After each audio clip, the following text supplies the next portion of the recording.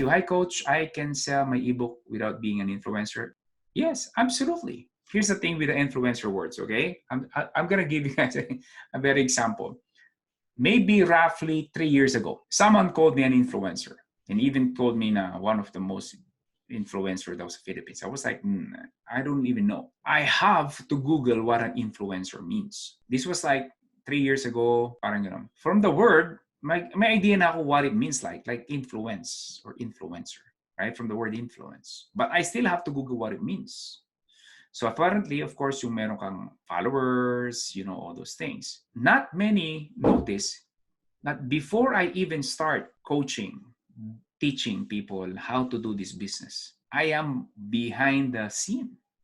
Nobody knows Jon Orana. May Facebook na noon, pero it wasn't like Facebook like what we know right now. Walang Instagram noon for sure. Walang Twitter noon for sure. YouTube is still relatively new. It wasn't like the influencer back in the day when I started 2006, 7, 8 na yung talagang mas naging seryoso na ako, 2008. Nobody knows. 2008, that is 12 years ago. Think about it. Mobile device noon, cellphone noon is called cellphone. Hindi mobile device. Tawag natin dito is smartphone. Back then, idiot phone lang kami noon. Ang games mo lang ay Snake. Okay? Walang influencer. So to answer your question, 100%.